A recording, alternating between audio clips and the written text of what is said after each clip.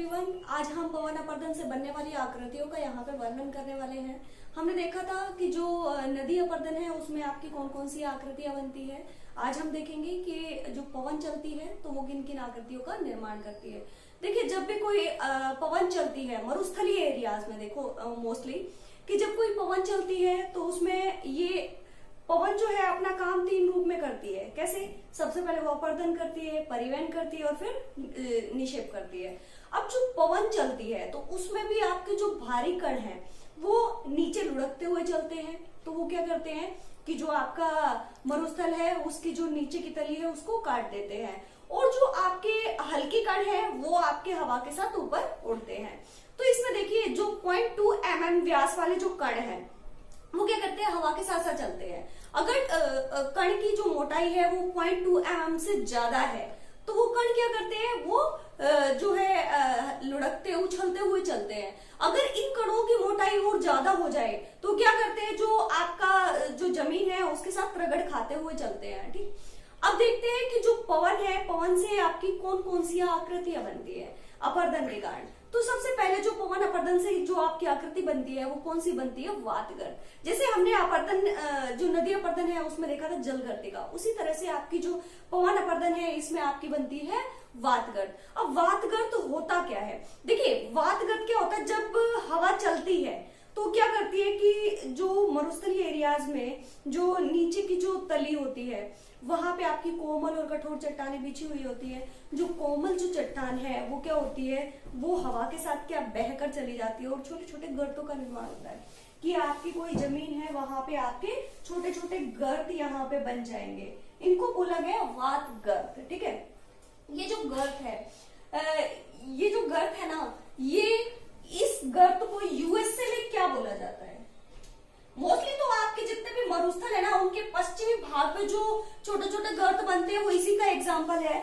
और जो ये बात करते हैं इसको यूएसए में क्या बोलते हैं, वॉल बेफेलोस, वॉल बेफेलो।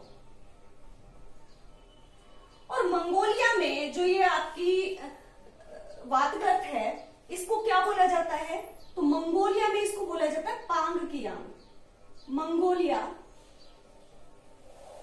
मंगोलिया में इसको बोलते हैं पांगकियांग। एग्जाम की दृष्टि से काफी इंपॉर्टेंट है, यहां से यही क्वेश्चन पूछते हैं कि जो मंगोलिया है, मंगोलिया में वातगर्त को क्या बोलते हैं, तो पांगकियांग बोलते हैं। ठीक है, यूएसए में क्या बोलते हैं, वॉल बेफेलोस। ठीक है, इसके बाद जो आपकी आकृति बनती है वो बनती है आपकी छत्रक शिला।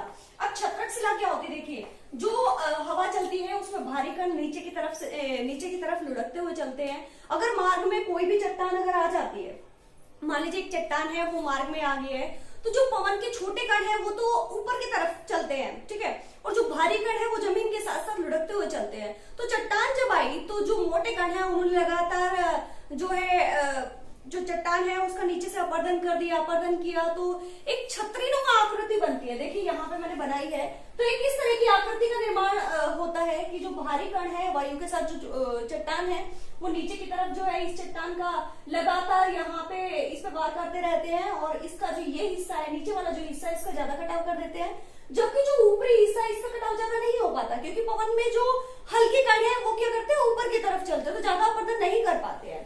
तो इस तरह की एक आकृति का निर्माण होता है जिसको आपका बोलता है छत्रक शिला। ठीक है, अब छत्रक शिला को भी अलग अलग जगह पे अलग अलग नाम दिया जाता है जो कि आपका एग्जाम में पूछ लिया जाता है। तो सहारा जो मरुस्थल है, ठीक है, सहारा मरुस्थल में छत्रक शिला को क्या कहते हैं, गारा कहा जाता है। ठीक है, इसके बाद आपका आता है जर्मनी। जर्मनी में इसको क्या कहा जाता है, तो जर्मनी जो है, जर्मनी में इसको फिटजफलसन का नाम दिया जाता है। और आपको जो राजस्थान का जो जोधपुर है, जोधपुर में इसे गोबर छत्ता का नाम दिया जाता है। इसके बाद जो आपकी आकृति आती है वो है जालीदार शिला। अब जालीदार शिला क्या होती है, देखिए ये आपकी जो छत्रक शिला है तो इसी में अगर लगातार अपर्दन होने से छोटे छोटे छिद्रों का निर्माण हो जाए। कैसे कि यहाँ पे छोटे छोटे छिद्र बन गए हैं, तो इस तरह से एक जालीनुमा आकृति का निर्माण होता है जिसको आपका बोलते हैं जालीदार शिला। ठीक है, ये आपका हो गया है जालीदार शिला। इसके बाद अगर ये जो छोटे छोटे छिद्र है ये लगातार अपर्दन के कारण बड़े हो जाए, बड़े होने के बाद क्या होगा कि ये पूरा एक होल सा बन जाता है और ये सारे कण जो थे ये मिलके एक इस तरह की एक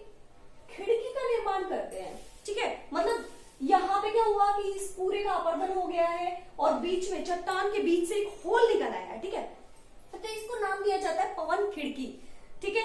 यहाँ पे जो एक पुल का निर्माण होता है, ठीक है, तो ये आपकी होती है पवन खिड़की। इसके बाद जो आकृति बनती है वो बनती है इंसेलबर्ग, या इसे बॉन हार्ट का नाम दिया जाता है। अब देखिए, जब हवा चलती है तो मरुस्थलीय एरियाज में कुछ अवरोधक शैल भी होती है।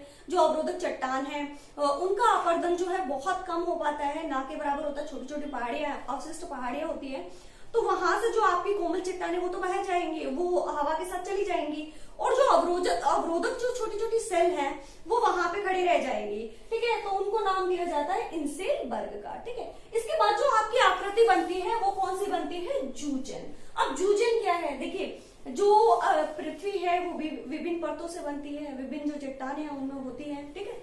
तो अब यहाँ पे जब जो कठोर और कोमल चट्टान है उनका जो वितरण है वो आपका कैसा पाया जाए? क्षैतिज रूप में और समानांतर, ठीक है। कि देखिए, ये आपकी कठोर चट्टान है, ये आपकी कोमल चट्टान है। अब देखिए, कठोर चट्टान जो है उसका अपरदन आपका कम होता है, ठीक है, और जो कोमल चट्टान है उसका अपरदन बहुत ज्यादा हो जाता है। अब यहाँ पे जो कठोर चट्टान है उसका अपरदन तो कम हुआ है, और जो कोमल चट्टान है इसका अपरदन ज्यादा हो गया है। तो इस तरह से अपरदन होने के कारण जो है एक दवातनुमा आकृति का निर्माण होता है। ये देखिए, जो आपकी दवात की तरह एक आकृति का निर्माण हुआ है, तो इसको नाम दिया है जूजन, ठीक है। इसी के विपरीत अगर जो शेल है, जो चट्टान है, उनका वितरण कैसा पाया जाए? लंबवत रूप से, और किस तरह से? क्रमशः, कैसे? कठोर कोमल, कठोर कोमल, ठीक है। तो उसको उस तरह की आकृति, उससे जो आकृति आपकी बनती है उसको नाम दिया जाता है यार्डान का। अब ये देखिए कि यहाँ पे ये आपकी चट्टान है, ये कठोर चट्टान है, और ये आपकी कोमल चट्टान है। अब कठोर जो चट्टान है उसका अपरदन तो कम होगा, ठीक है, और जो कोमल चट्टान है उसका अपरदन ज्यादा होगा। तो इस तरह से एक लंबवत जो आकृति का निर्माण होता है जिसको नाम दिया जाता है यार्डान का।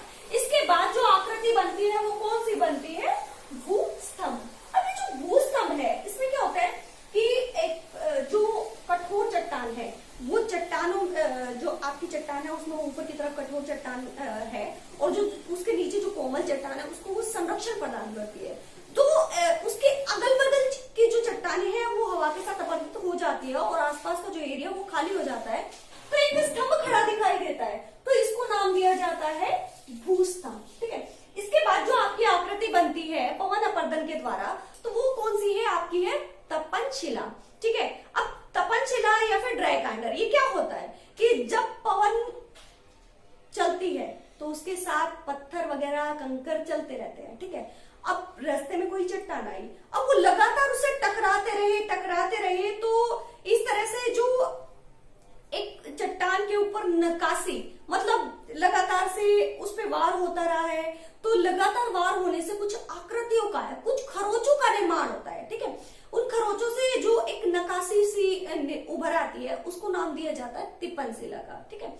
ये आपकी थी जो है पवन अपरदन से बनने वाली आकृतियां, ठीक है। इसके बाद जो हमारा नेक्स्ट वीडियो हम निकालेंगे वो हम देखेंगे कि जो पवन निषेध से जो आपकी आकृतियां बनती है वो कौन कौन सी है। इसी के साथ मरुस्थलीय एरिया में कुछ जो है नदी वगैरह के से भी कुछ आकृतियां बनती है, जैसे आपकी बालसन, पलाया, बजादा, तो इनका भी हम वर्णन नेक्स्ट वीडियो में करेंगे। आज के लिए इतना पर्याप्त है। अगर आपको ये वीडियो अच्छा लगे, लाइक, शेयर एंड सब्सक्राइब जरूर करिएगा। Thank you.